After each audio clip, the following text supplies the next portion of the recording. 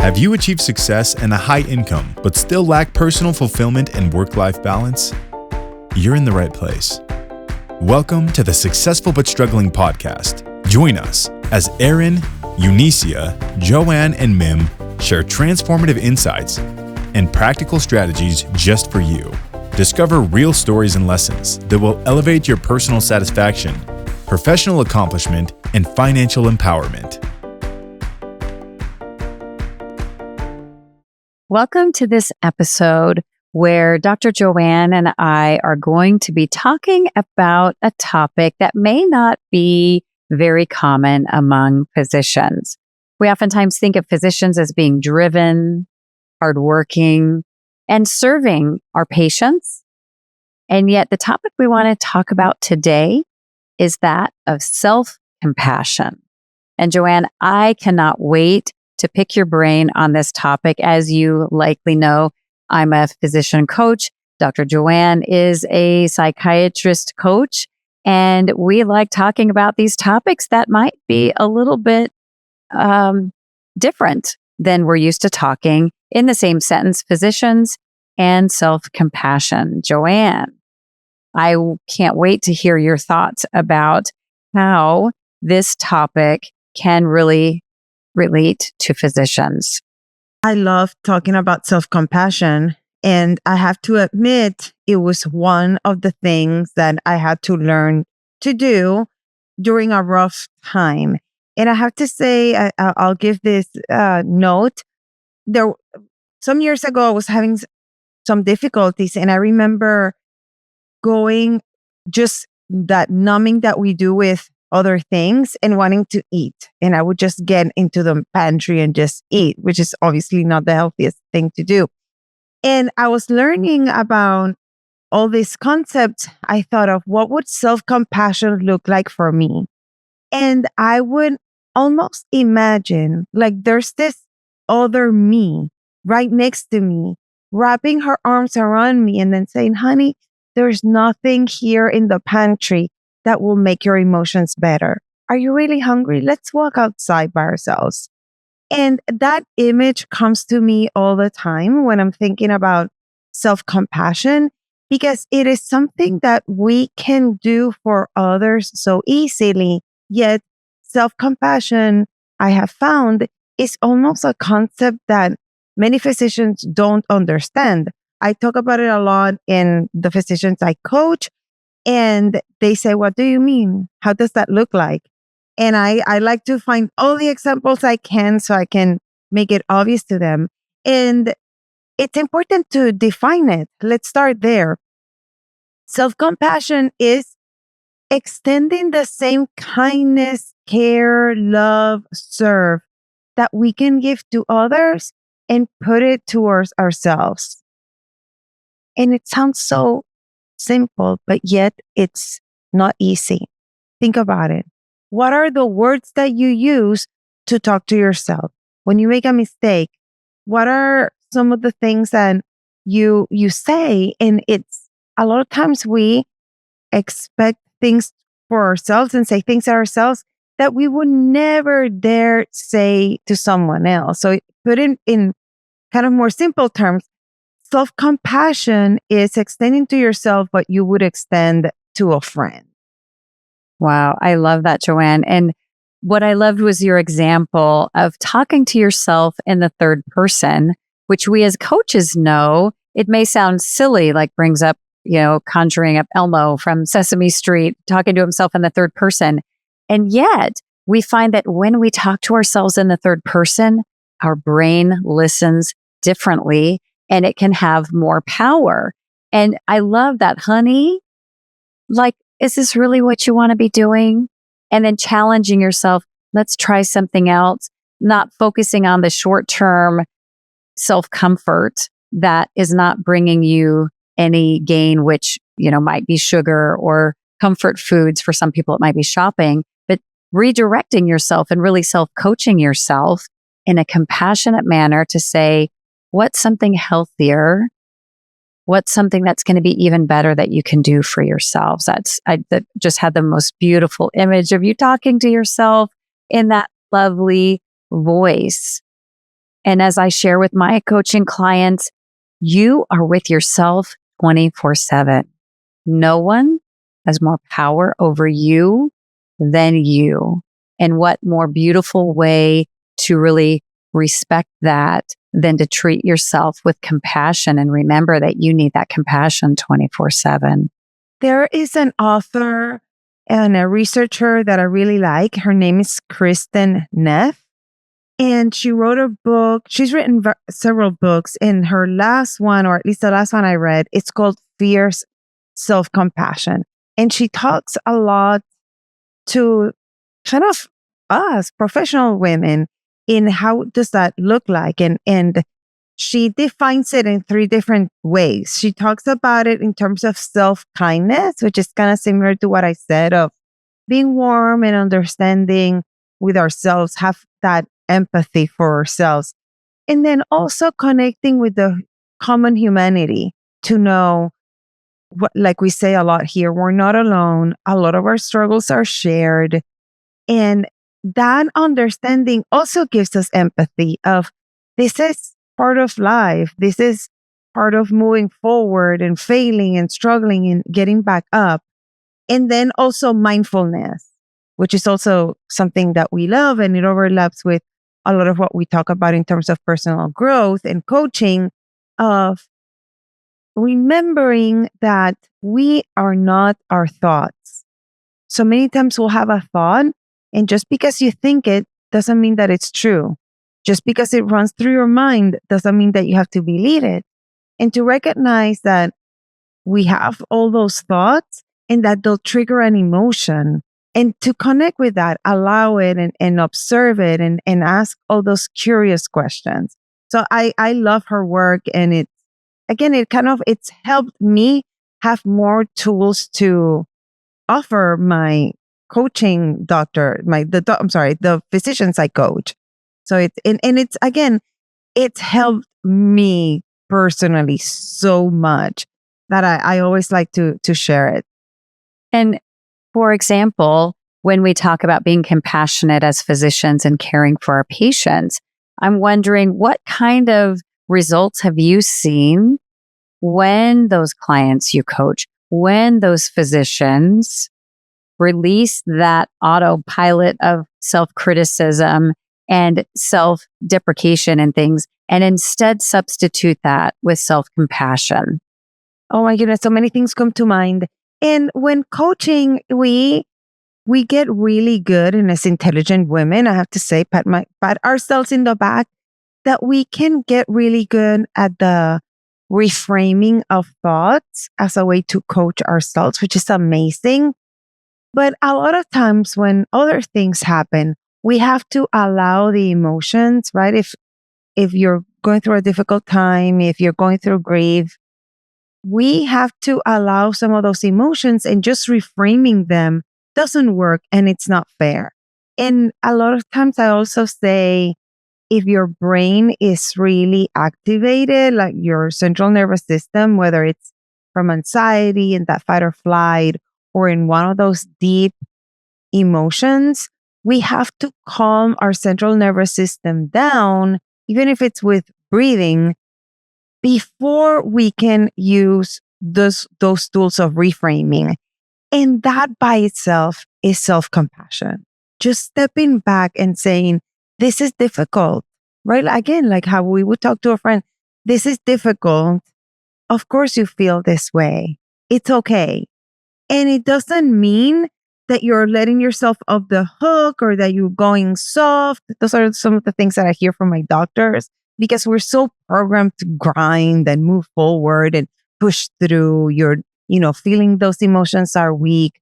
So that's kind of a general statement of what I help physicians in coaching, is sometimes as simple as that, of which again is not easy, of finding that pause where we can connect with our emotions and being very gentle.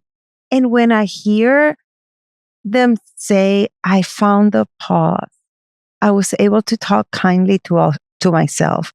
I was able to have empathy for myself and then say, of course you feel this way. This would be difficult for anyone. That it just warms my heart.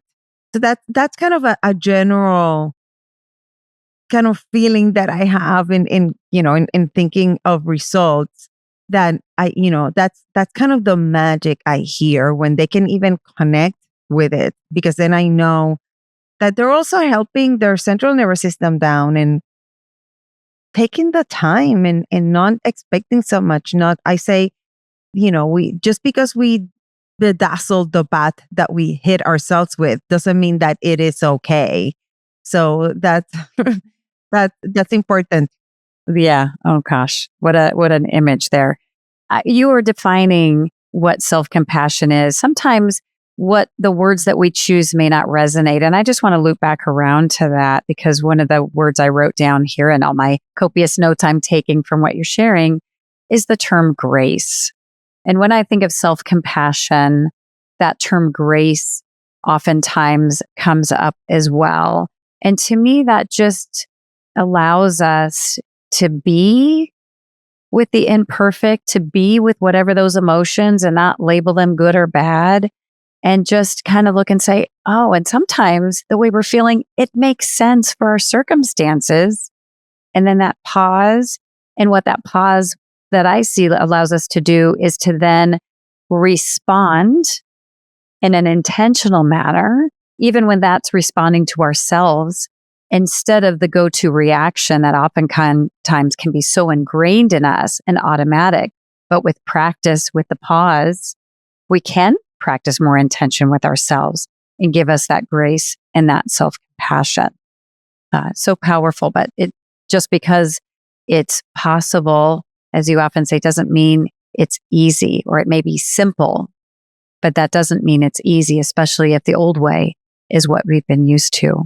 So true. Yes. And we always talk about it, that sometimes these words that we use don't resonate. And I say, it's as if you were shopping for clothes, and, you might have a jacket that looks really good on your friend, and then you try it on and it's not your color. And then you get it in another color. It fits perfect. So practicing this word, seeing how they feel in your body, and when you need them, do they do the work? If you say, just be compassionate with yourself, and you fight it, then that might not be the word. And then saying, why don't you connect with that grace for yourself, or kindness? I use also a lot the word love. Is this you showing up with love or loving yourself? And yes, I know this all sounds cheesy, but it works. I promise. It's so powerful, actually. And as we talk about our old ways of doing things, and one of the reasons we're here sharing with our listener new ways of doing things, breaking out of old patterns that aren't serving us, what would be some recommendations you have, Joanne, to help someone? Maybe they're new at self-compassion, they're new at giving themselves grace. What would be some actionable things that they can implement to start putting in what we call putting in the reps, practicing doing those things that might seem uncomfortable? Where's a good starting place and a way to move them forward? So let me tell you of a few specific things that self-compassion can help you with, that benefits physicians in particular. So we talk so much about burnout. And so reducing burnout and overwhelm, and even just recognizing that we are there and responding with a compassionate dialogue, like, it's okay to feel this way. I'm doing my best. So that's a tool right there, that having a few of these sentences, when I coach, again, we do so much of this reframing, and we talk about things that we can do when we're feeling well, because we are in a different place and we can recharge the batteries in a different way. And then I have what I call back pocket thoughts, or in case of emergency thoughts, right? So this is a really good example, because this might not be what you want to go to all the time, but if you're stuck in that whirlwind and you cannot see a different way, saying something as sweet as, it's okay, honey. Like I was telling myself, even though I don't use that word, honey, but for some reason, that was the image and I took it. It came from my gut. So I said, it came to me because it must be what I need. So talking to yourself like that could be very powerful. Another one that we've talked about in this podcast is it can help you with slowing down with one of our favorite words, perfectionism. And again, a compassionate comment could be, I know my brain is wired to believe I need to be perfect. And I'm here learning, and it's okay to make mistakes. I'm giving you a few sentences as tools, which is a little bit different than what we talk about, but these are really good, very powerful. And again, try them on. It can also help with building kind of your emotional mastery of how to recognize emotions and how to allow them and how to navigate them. So then saying things like, this is hard, but I can get through it. And others experience similar challenges too, which connects to that common humanity. I love that. And what I hear you saying is that let's be prepared for our down moments. Just like you want to be prepared as a physician. What's the worst that could happen with this patient? You don't want to be figuring it out on the fly in the moment, which is why we spend so many hours and countless nights studying, learning what to do. And what I hear you saying is, if we've got statements in our head that are our norms that aren't serving us, let's sit down when we have a couple moments. And it doesn't need to take more than a few minutes. Write it out so you can substitute. What did you used to say? Now I have something new to say to myself, and have it all written out. Plug it into your phone and maybe even send it as a reminder on your phone alarms to tell yourself, so that when you're going to that automatic response, you now have some script to rewrite the old programming. And the more you do the new language, the more it's going to feel more comfortable. And as Joanne said, making sure you can get behind it. So if we make a statement that's so out there, your subconscious is like, yeah, right. But telling yourself, I've been here before. I've felt this before and I've been able to get through it. Or as Joanne said, kind of recognizing where you're at and what's that statement you need to move to the next stage. So important in that prepping, not just for patient care, but for treat ourselves like a patient maybe and say, I need to be prepared for when I need it. And how can I do that with self-compassion?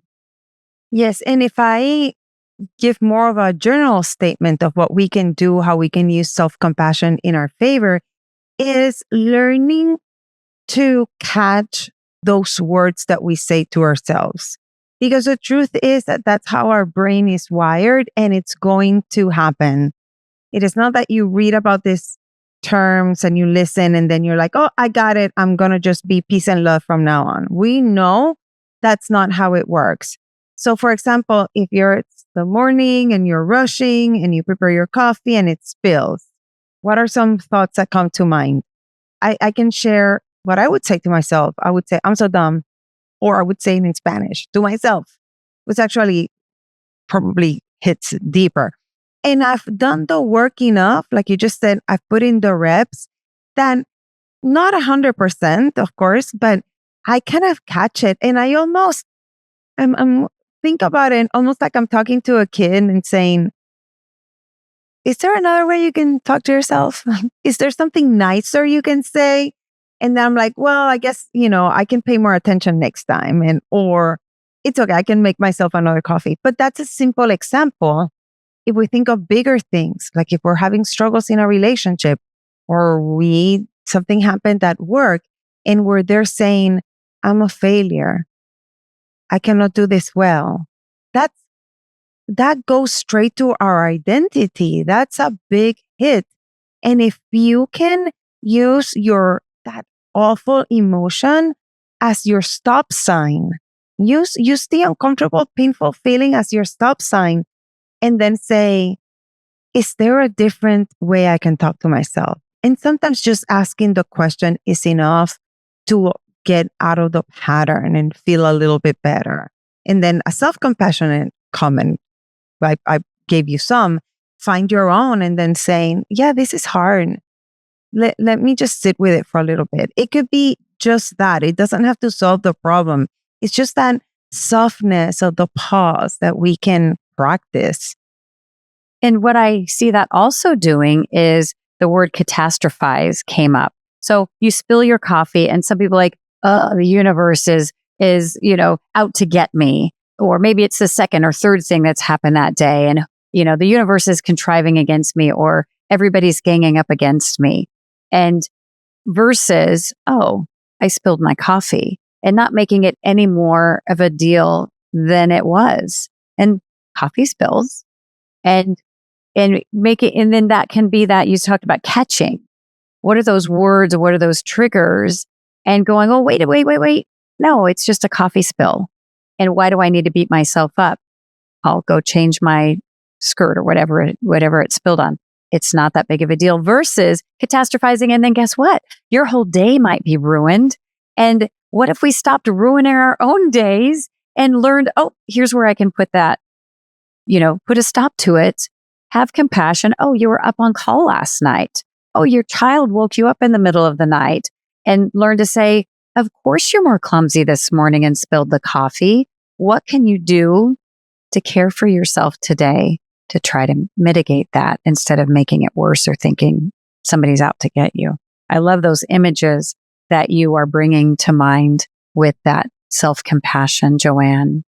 So we've talked about the definition of self-compassion. Some of the words you use were self-kindness, addressing the commonness in humanity and mindfulness. We've talked about self-compassion not being that common oftentimes in medicine, where we tend to be very driven, and yet we can show compassion to others. You've talked about how when we show self-compassion, we can have different outcomes.